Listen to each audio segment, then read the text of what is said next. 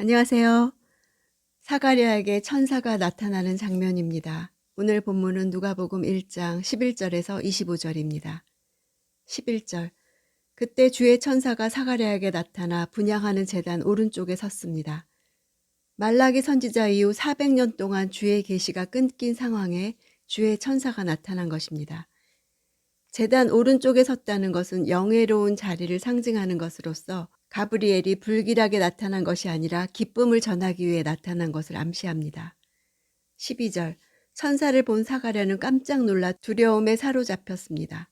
깜짝 놀랐다는 단어는 초자연적 존재의 출현을 서술하는 데 사용되면서 보통 목격자의 불안한 마음이 수반되는 단어입니다.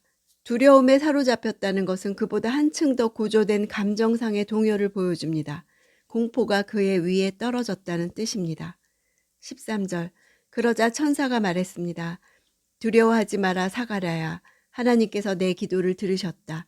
내 아내 엘리사벳이 내게 아들을 낳아줄 것이니 그 이름을 요한이라 하여라. 두려워하지 마라 다음에 접속사가 있어서 두려워하지 않을 이유가 하나님께서 내 기도를 들으셨기 때문이라는 것입니다. 여기서 기도라는 단어가 일반적인 프로슈코마의 단어가 아닌 데에시스를 사용했습니다. 은혜를 구하는 기도를 의미합니다. 사가랴가 평소 자기 개인에 대한 은혜를 구하기보다 암울한 자기 시대 가운데 메시아가 오시기를 간구했던 것으로 보입니다. 왜냐하면 요한이라는 이름의 의미가 하나님은 은혜로우시다라는 뜻입니다. 사가랴가 기도해온 하나님의 은혜에 대한 특별한 응답임을 나타냅니다. 14절. 그 아이는 내게 기쁨과 즐거움이 될 것이며 많은 사람이 그가 태어난 것을 기뻐할 것이다. 기쁨이란 하나님께서 베푸시는 특별한 기쁨을 나타내는 단어입니다. 즐거움도 하나님의 구속적 행위를 경험할 때 생겨나는 즐거움을 나타냅니다. 많은 사람이 기뻐하는 것도 앞의 기쁨과 같은 단어입니다. 아들을 가짐으로 사가랴 한 사람만 기뻐하지 않고 그 아들이 사람들의 마음을 하나님께로 돌이킴으로써 메시아에게로 인도하는 결과 사람들이 기뻐하게 될 것이다고 한 것입니다. 15절. 그는 주께서 보시기에 위대한 사람이 될 것이기 때문이다. 또 그 아이는 포도주나 독한 술을 마시지 않을 것이고 모태에서부터 성령으로 충만할 것이며 많은 사람이 기뻐할 이유를 말하고 있습니다. 포도주나 독한 술이란 전형적인 구약의 표현입니다. 이는 나실인의 특징이기도 하지요. 16절. 이스라엘의 많은 백성들을 그들의 주 하나님께 돌아오게 할 것이다. 많은 사람이 기뻐할 두 번째 이유입니다. 이스라엘의 많은 백성들이란 표현은 전형적인 구약적 관용구로서 요한의 사역의 대상이 하나님의 선민인 이스라엘 백성인 것을 나타냅니다. 17절. 그는 엘리야의 심령과 능력으로 주보다 먼저 와서 아버지들의 마음을 그 자녀들에게로 순종치 않는 자들을 의인의 지혜로 돌아서게 할 것이다. 그래서 주를 위해 예비된 백성들을 준비할 것이다. 엘리야의 심령이란 뜻은 엘리야에게 임한 하나님의 감동을 뜻합니다. 세례 요한과 엘리야를 연결시키는 것은 세례 요한이 바로 말라기 4장 5절에 예언된 그 선지자 엘리야로서 주의 앞길을 예비하는 자임을 부각시키기 위해서입니다. 18절. 사가랴가 천사에게 물었습니다. 제가 어떻게 이 말을 확신하겠습니까? 저는 늙었고 제 아내도 나이가 많습니다. 어떻게 라는 단어는 무엇으로 인해서, 근거가 무엇이길래 이런 뜻입니다. 그 무엇이 가리키는 표징에 대한 답으로 사가랴가 벙어리가 된 것입니다. 19절. 천사가 대답했습니다. 나는 하나님 앞에 서 있는 가브리엘이다. 나는 이 좋은 소식을 내게 말하라고 보내심을 받았다. 가브리엘은 사람 또는 힘센을 뜻하는 게베르라는 단어와 하나님을 뜻하는 엘이 결합된 합성 명사입니다.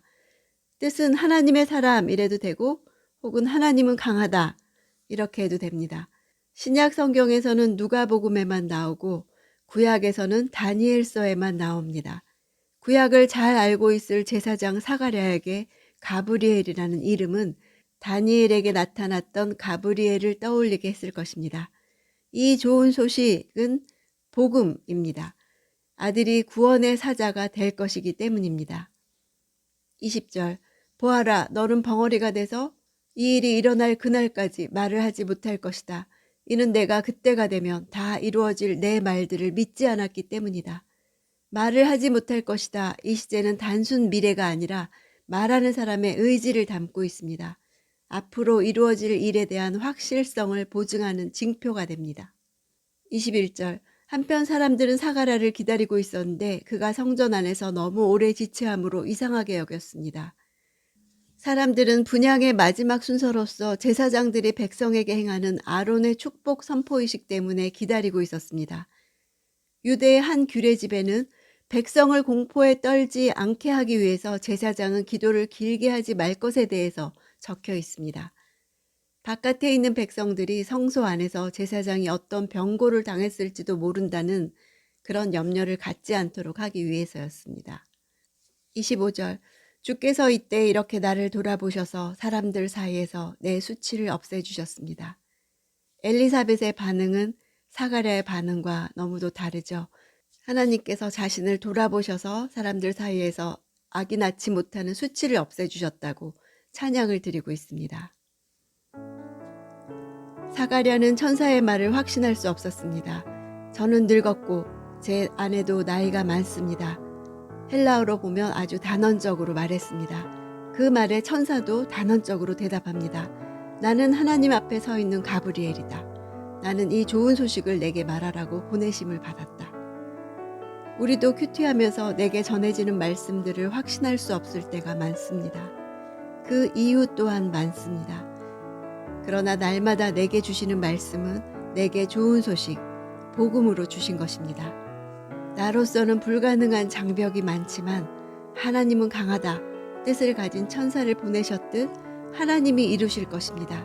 우리가 할 말은 다만 주께서 이때 이렇게 나를 돌아보셔서 사람들 사이에서 내 수치를 없애주셨습니다. 고백하는 것입니다.